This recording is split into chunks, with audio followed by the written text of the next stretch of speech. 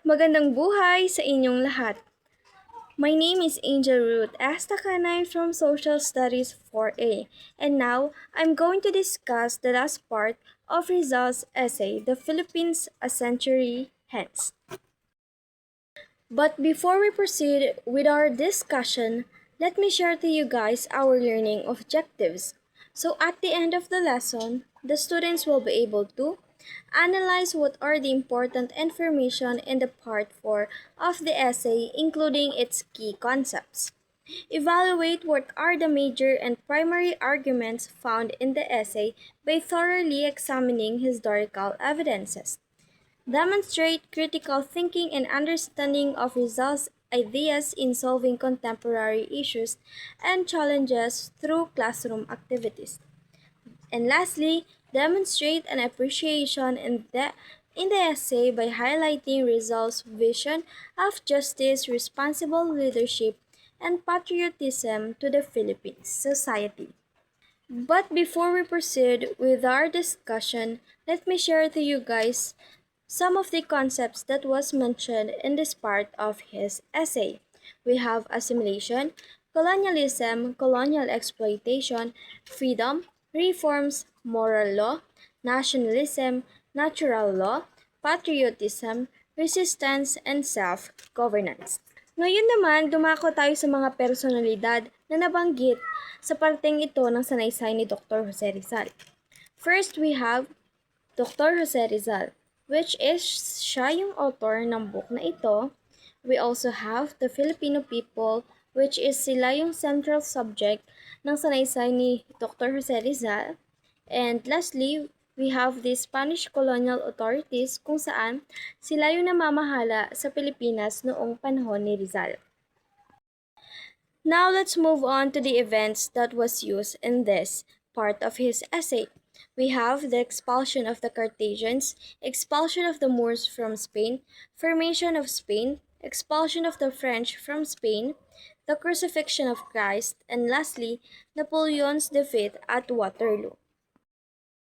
Ngayon naman, dumako tayo sa historical context ng essay ni Rizal. During the 19th century, nanatili pa rin nasakop ng Espanya ang Pilipinas. Dahil dito, limitado ang karapatang papolitika ng mga Pilipino at bihira silang mabigyan ng pagkakataong makilahok sa pamahalaan. Marami rin ang nakaranas ng diskriminasyon, hindi patas na pagtrato at limitadong pagkakataon sa edukasyon. Dahil sa mga suliraning ito, unti-unting lumakas ang panawagan ng mga Pilipino para sa reforma at pagkapantay-pantay. Ang lumalakas na kilusang ito ang nagpasigla sa nasyonalismo at naging inspirasyon ng maraming Pilipino upang ipaglaban ang kanilang mga karapatan. Now let's proceed with the biographical context of this essay. So, Rizal wrote this book during the 1889 up until the early 1890 while he was still living in the Europe, particularly in Paris, London, and Brussels. So during this time, na-publish na ni Dr. Jose Rizal ang librong No Limitangere na kung saan nailantad nito ang maraming suliranin na kinakaharap ng mga Pilipino sa ilalim ng pamamahala ng Espanya. So, yung pananatili ni Rizal sa Europe ay nagbigay sa kanya ng oportunidad o pagkakataon upang maihambing ang kalagayan ng Pilipinas sa iba pang mga bansa. Dahil din dito, makikita natin sa sanaysay ni Dr. Jose Rizal na hindi lamang siya isang novelista. Sa ganitong konteksto, sinimulan na ni Dr. Jose Rizal ang kanyang pangunahing argumento sa pamamagitan ng isang mahalagang tanong. Now, for this first slide, Rizal actually introduced his argument with a question. And here's the question.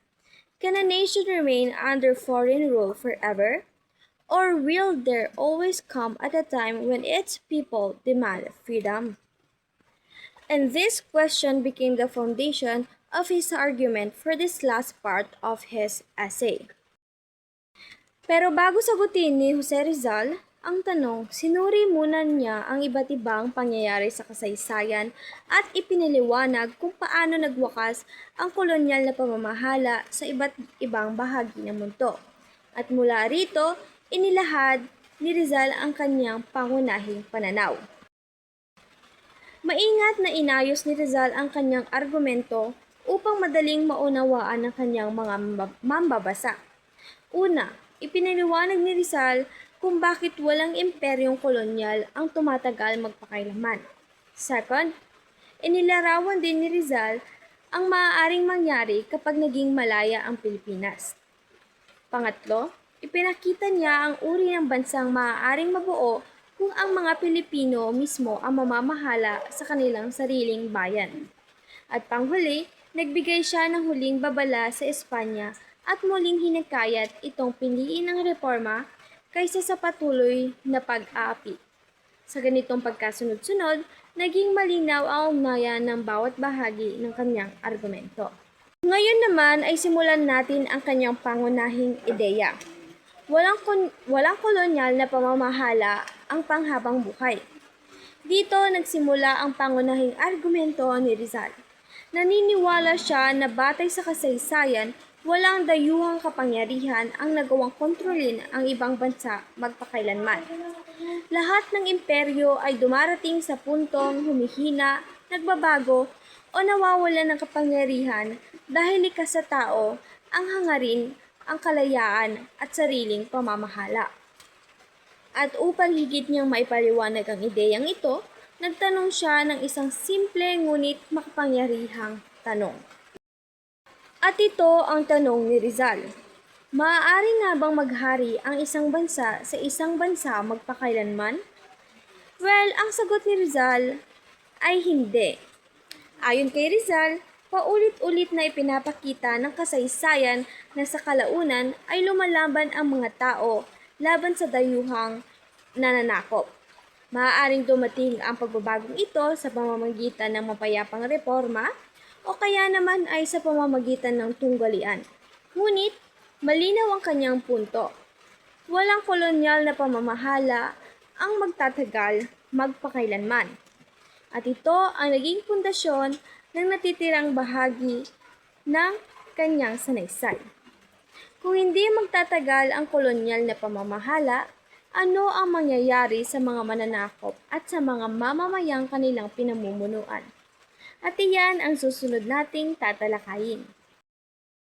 Matapos ngang ipaliwanag ni Rizal na walang kolonyal na pamamahala ang tumatagal magpakailanman, nagtanong siya ng isa pang mahalagang tanong. Ano ang karaniwang nangyayari kapag ang isang bansa ay sinakop ng ibang bansa? Ayon kay Rizal, batay sa kasaysayan, dalawa lamang ang maaaring maging kahinatnan nito. First, napapalayas ang mga dayuhang mananakop dahil sa paglaban ng mga katutubong mamamayan. Second, halos tuluyan nang nalilipol ang mga katutubo na nakatira sa bansang iyon. Kaya naman, nagiging ganap na pag-aari ng mga mananakop ang lupain na meron sila. Sa pamamagitan nito, nais ipakita ni Rizal na walang kasaysayang nagpapatunay na maaaring mamuno ang isang dayuhang makapangyarihan magpakailanman. At upang ipaliwanag ang unang posibilidad, nagbigay siya ng isang halimbawa mula sa kasaysayan natin. Ipinakita ni Rizal na maraming makapangyarihang imperyo ang kalaunang nawalan ng kontrol sa mga bansang kanilang sinakop. Sa iba't ibang panahon ng kasaysayan, maraming mamamayan ang lumaban upang mabawi ang kanilang kalayaan at kasarinlan. Kahit matagal na silang nasakop, dumating at darating pa rin ang panahon na mapipilitang umalis ang mga dayuhang mananakop. Para kay Rizal, pinapatunayan nito na mas malakas ang pagnanais ng tao para sa kalayaan kaysa sa hangarin ng iba na patuloy silang sakupin. Naniniwala siyang likas sa tao ang hangaring mamahala sa sarili at hindi ito maaaring pigilan panghabang buhay.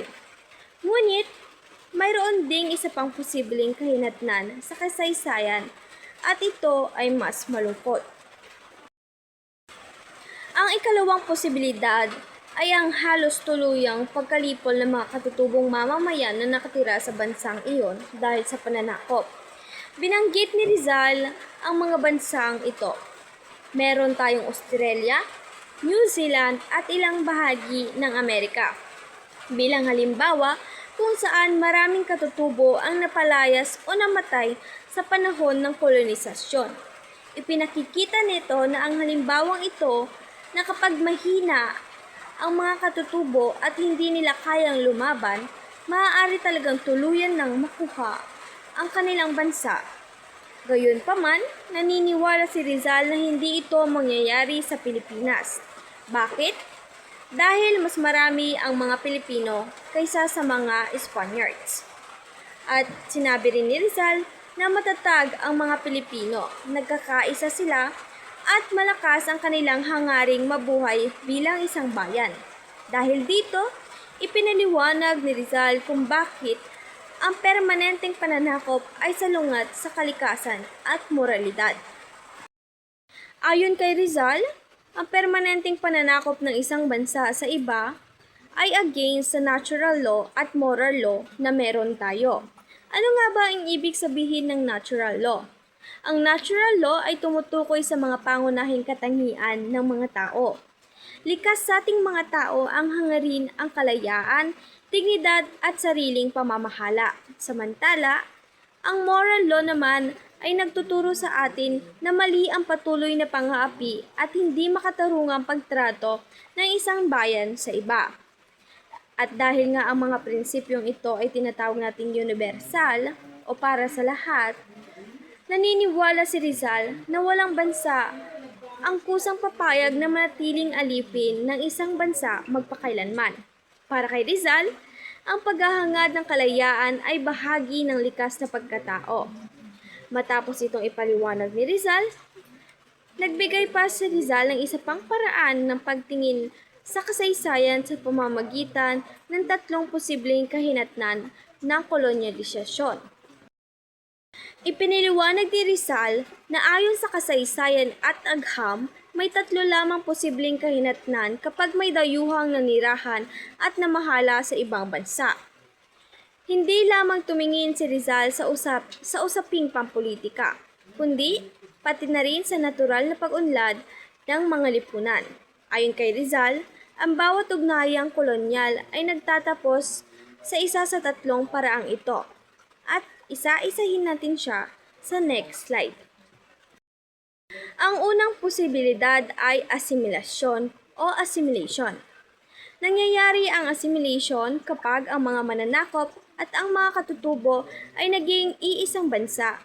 May pantay na karapatan, sumusunod sa iisang batas at hindi na magkahiwalay ang kanilang pagkakakilanlan.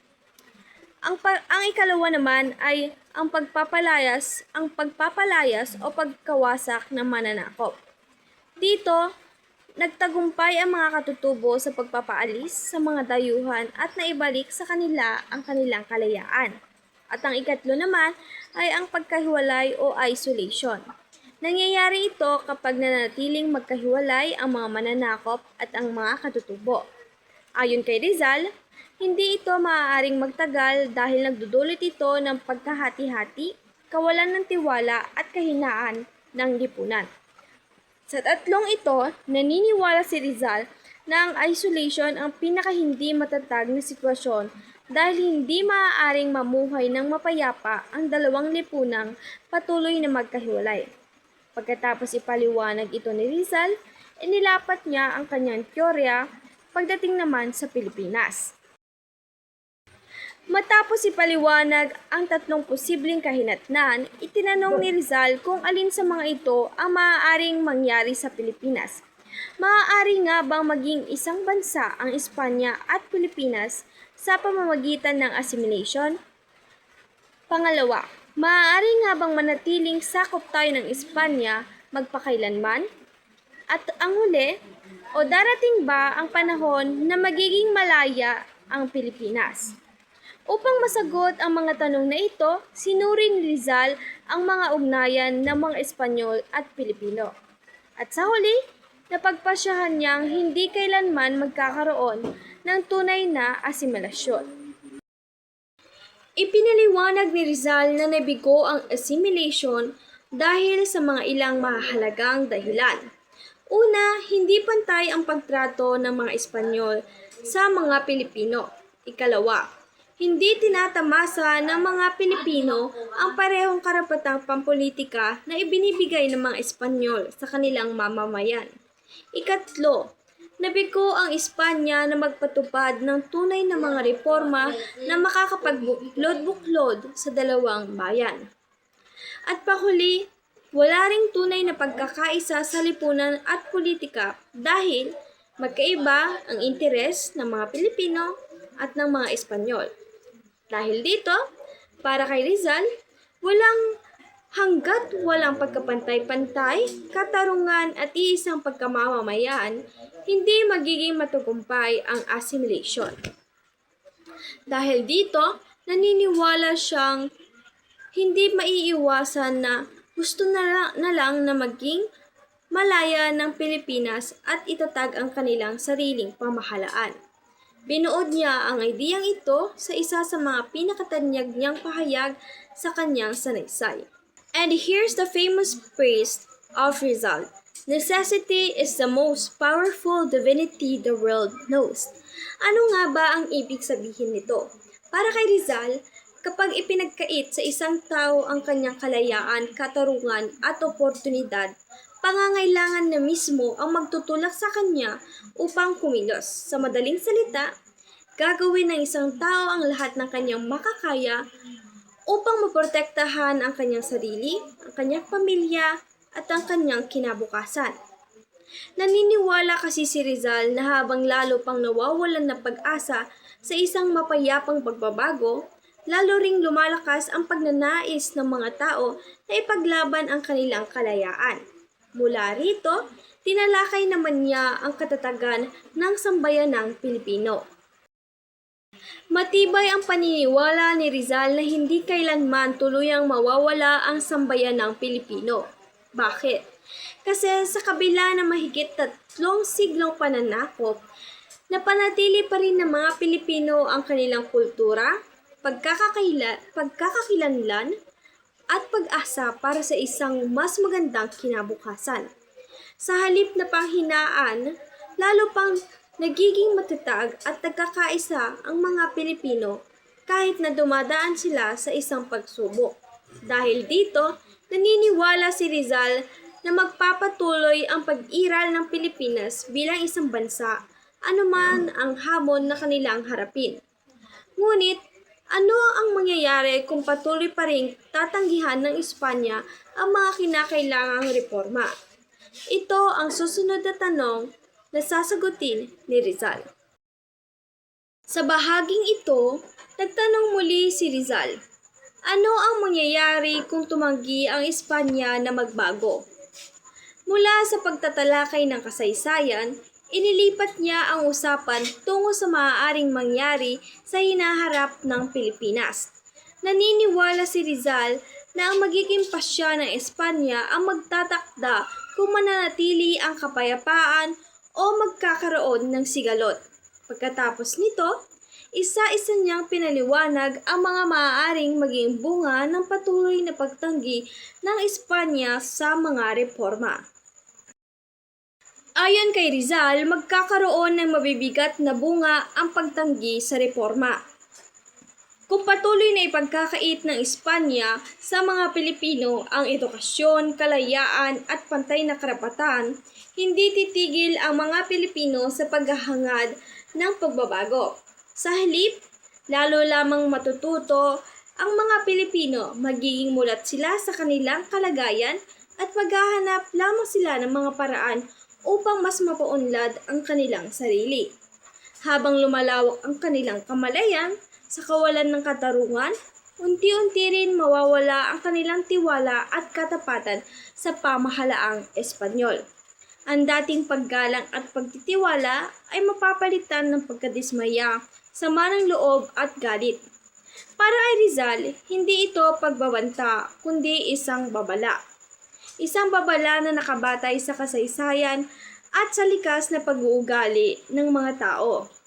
At habang patuloy na lumalalim ang mga damdaming ito, hahantong naman tayo sa sitwasyon na kung saan hayagan na ang tunggalian na siya namang tatalakayin natin sa mga susunod na bahagi. Matapos niyang ipaliwanag kung ano ang mangyayari kapag nawalan ng pag-asa ang mga tao, tinalakay naman ni Rizal kung paano maaaring humantong ang pagkadismaya ng mga Pilipino sa tunggalian. Naniniwala si Rizal na kapag matagal na umiiral ang kawalan ng katarungan, unti-unting naiipon ang galit ng magkabilang panig. Mas nagiging determinado ang mga Pilipino na ipaglaban ang kanilang mga karapatan habang lalong natatakot ang pamahalaang kolonyal sa posibilidad ng pag-aalsa. Dahil dito, maaaring sumiklab ang karahasan. Karaniwang tumutugon naman ang pamahalaan sa pamamagitan ng pag-aresto, pagpaparusa at paghihigpit ng kanilang pamamahala. Ngunit sa kasamaang palad, maging ang mga inosenteng mamamayan at kanilang mga pamilya ay maaapektuhan kung mangyayari ito.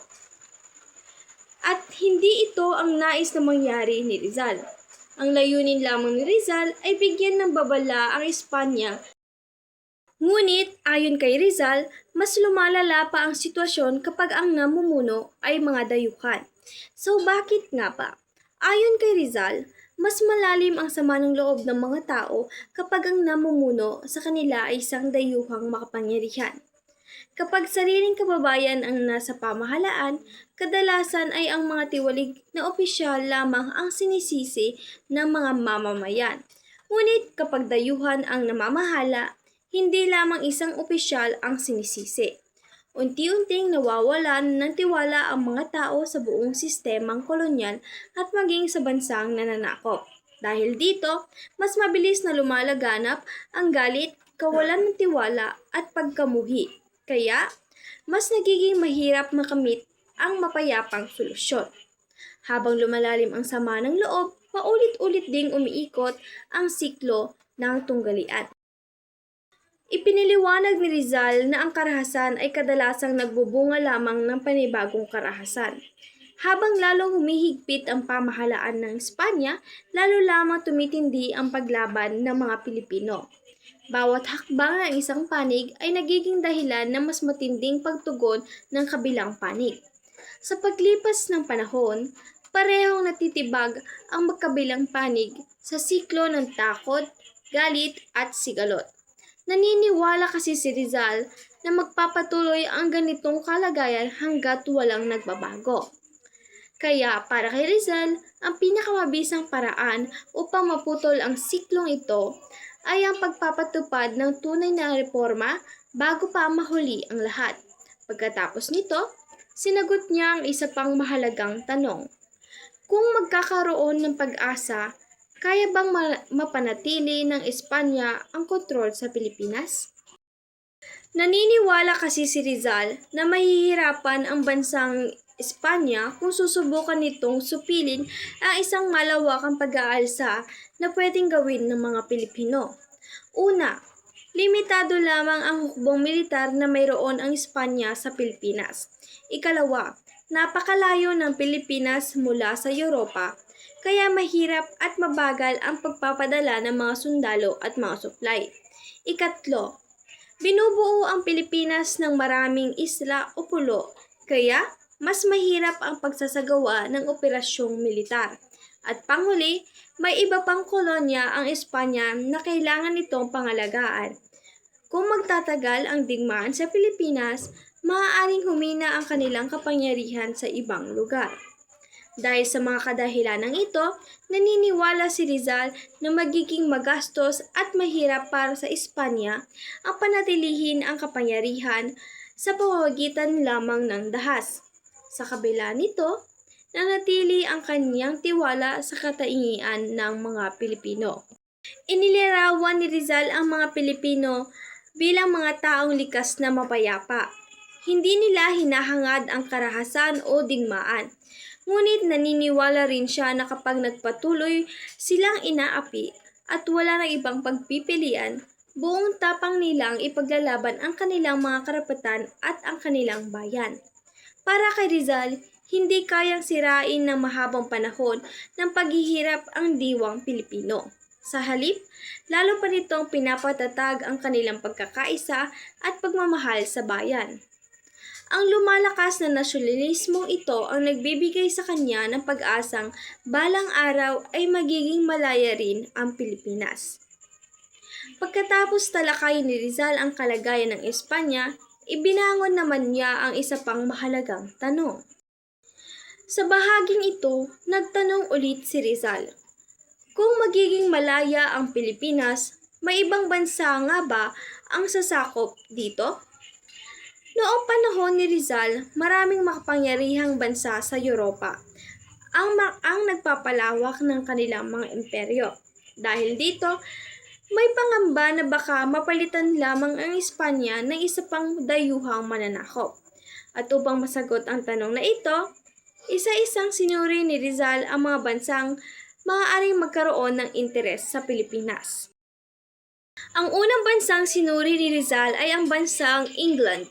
Ayon kay Rizal, maliit ang posibilidad na sakupin na ang bansang Pilipinas ng England. Bakit? Kasi noong panahong iyon, mayroon ng mahalagang kolonya ang England tulad ng India, Singapore, Hong Kong at iba pang sentrong pangkalakalan sa Asya. Naniniwala si Rizal na mas makikinabang ang England sa pakikipagkalakalan sa isang malayang Pilipinas kaysa sa direktang sasakupin nila ito. Para sa kanya, mas praktikal at mas kapakipakinabang ang kalakalan kaysa sa pananakop. Pagkatapos nito, sinuri naman niya ang isa pang umuusbong na kapangyarihan sa Europa, ang bansang Germany.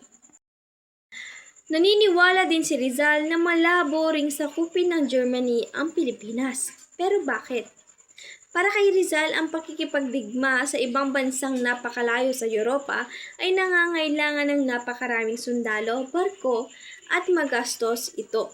Bukod dito, maaari rin kasing humina ang kanilang depensa sa sarili nilang bansa kung ilalaan nila ang kanilang lakas sa isang malayong kolonya. Dahil dito, iniisip ni Rizal na mas pagtutuunan ng Germany ang mga lugar na mas madaling pamahalaan at ipagtanggol. Pagkatapos nito, tinignan naman niya ang sitwasyon sa France. Ayon kay Rizal, mayroon ng mahalagang interes ang France sa Indochina at sa iba pang bahagi ng Asya. Abala rin ito sa mga usaping pampolitika sa Europa. Dahil dito, naniniwala siyang maliit na ang posibilidad na magsimula pa ang France ng panibagong mamahaling proyekto ng pananakop sa Asya, partikular na sa Pilipinas. Para kay Rizal, hindi sapat ang maaaring pakinabang upang tumbasan ang malaking panganib at gastos. Pagkatapos nito, binanggit naman niya ang isa pang bansang may malawak na kolonya sa Timog Silangang Asya.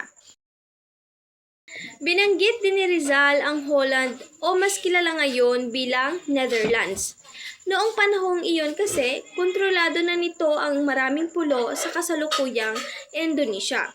Ang pamamahala sa mga kolonyang iyon ay nangangailangan ng malaking panahon, lakas at yaman. Dahil dito, naniniwala si Rizal na malabong hangarin pa ng Netherlands na sakupin ang Pilipinas. Sa kanyang pananaw kasi, sapat na ang kolonya nitong pinamamahalaan. Sa huli, tinalakay niya ang bansang itunuturing noon na isa sa mga bagong lumalakas na makapangyarihang bansa sa mundo.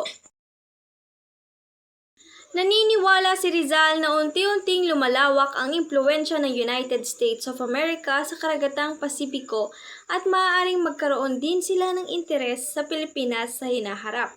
Gayunpaman, sinabi niya na may ilang dahilan kung bakit hindi pa ito agad mangyayari.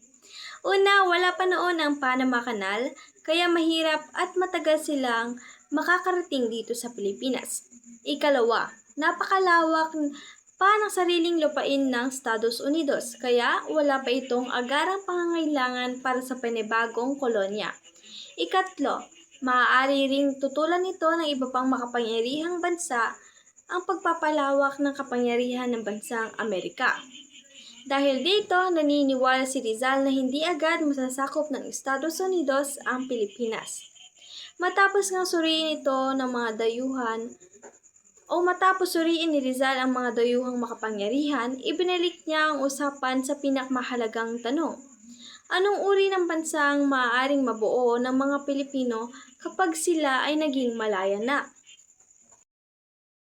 Sa puntong ito, inaanyayahan ni Rizal na isipin nating mabuti ang hinaharap.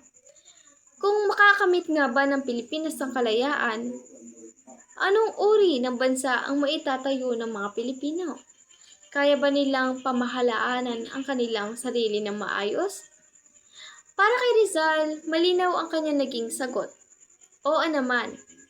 Naniniwala si Rizal na kayang bumuo ng mga Pilipino ng isang bansang mapayapa, nagkakaisa, at patuloy na umuunlad. Ang positibong pananaw na ito ang magiging sentro ng huling bahagi ng sanaysay ni Rizal. Matapos ipaliwanag ni Rizal kung bakit posible ang kasarinlan ng Pilipinas, ibinaling naman niya ang kanyang pansin sa kinabukasan nito. Naniniwala si Rizal na ang isang bagong henerasyon ng mga Pilipino ang mamumuno sa bansa. Ang mga pinunong ito ay magtatatag ng isang matatag na pamahalaan, gagawa ng makatarungang mga batas, at paglilingkod para sa kapakanan ng buong bayan. Naniniwala rin si Rizal na makikipag-ugnayan ang Pilipinas sa ibang mga bansa sa pamamagitan ng kooperasyon at kalakalan at hindi sa pagdepende sa mga dayuhang makapangyarihan. Para kay Rizal, ang kasarinlan ay magbibigay sa mga Pilipino ng pagkakataong hubugin ang sarili nilang kinabukasan. Ngunit para kay Rizal, hindi lamang kalayaang pampolitika ang mahalaga. Naniniwala rin siyang makakatulong ito sa pag-unlad ng ekonomiya ng bansa. Naniniwala si Rizal na ang isang malayang Pilipinas ay may kakayahang umunlad sa larangan ng ekonomiya. Inaasahan niyang uunlad ang agrikultura dahil ang pagsisikap ng mga Pilipino ay mapupunta na sa kapakinabangan ng sarili nilang bansa. Naniniwala rin si Rizal na ang mayamang likas na yaman ng Pilipinas tulad ng ginto, bakal, tanso, carbon at iba pang mga mineral ay magagamit ng maayos para sa pag-unlad ng bayan. Tupak Silika po. Bukod dito, nakita niya ang mga daungan ng Pilipinas bilang mahalagang sentro ng kalakalan na mag-uugnay sa bansa sa iba't ibang panig ng mundo. Ang pangunahing mensahe ni Rizal ay ito: kapag malaya ang isang bansa, magagamit nito ang sarili nitong yaman para sa kapakanan ng mamamayan at hindi para sa interes ng mga madayuhang na mananakop. Bukod sa pag-unlad ng ekonomiya, naniniwala rin si Rizal na mapapalakas ng kalayaan ang pagkatao ng mga Pilipino. Naniniwala si Rizal na ang kalayaan ay makakapagbalik ng mga maraming magagandang katangian ng mga Pilipino. Inilarawan kasi niya ang mga Pilipino bilang likas na mapayapa, masayahin, magiliw sa kapwa, matapang at may tiwala sa sarili. Ayon sa kanya, maaaring humina ang mga katangiang ito dahil sa mahabang panahon ng kolonyal na pamamahala, ngunit hindi tuluyan itong mawawala. Kapag naging malaya ang Pilipinas, muli umanong mangingibabaw ang mga katangiang ito at magbibigay pundasyon sa isang mas maayos na lipunan. Para kay Rizal, ang kalayaan ay hindi lamang nagbabago ng pamahalaan, ibinabalik nito ang dignidad, tiwala sa sarili at pagmamalaki ng mamamayan sa kanilang bansa. Ang ideyang ito ang nagdadala sa isa sa pinakamahalagang mensahe ng kanyang sanaysay. Para kay Rizal, higit pa sa kalayaang pampolitika ang tunay na kahulugan ng kalayaan. Ang tunay na kalayaan ay nagbibigay sa mga tao ng pagkakataong mamuhay ng may dignidad, magkaisa bilang isang bansa, at maabot ang kanilang buong kakayahan. Kapag malaya ang isang bansa, nagagawa nitong gumawa ng sariling pasya, lutasin ang sariling mga suliranin at magplano para sa mas magandang kinabukasan. Ito ang dahilan kung bakit naniniwala si Rizal na mahalaga ang kasarinlan hindi lamang sa larangan ng politika, kundi pati sa paghubog ng moralidad at lipunan. Upang higit na patibayin ang kanyang argumento, nagbigay siya ng isang halimbawa mula sa kasaysayan. Binigyang halimbawa ni Rizal ang pagpapapako ni Hesukristo sa krus at ang pagkatalo ni Napoleon sa Battle of Waterloo. Sa unang tingin, maaaring isipin na ang mga pangyayaring ito ay karaniwang bahagi lamang ng kasaysayan. Ngunit sa paglipas ng panahon, napatunayang malaki ang naging epekto nito sa direksyon ng maraming bansa at maging sa buong mundo. Sa pamamagitan ng mga halimbawang ito, nais ipakita ni Rizal na kahit maliit na desisyon o pangyayari ay maaaring magdulot ng malaking pagbabago sa hinaharap. Ipinaalala ni Rizal na ang mga pasyang ginagawa natin ngayon ay maaaring humubog sa kinabukasan ng isang buong bansa. Matapos nito, ibinigay niya ang kanyang huling mensahe para sa Espanya. Sa bahaging ito, hindi na lamang kinabukasan ng Pilipinas ang tinatalakay ni Rizal.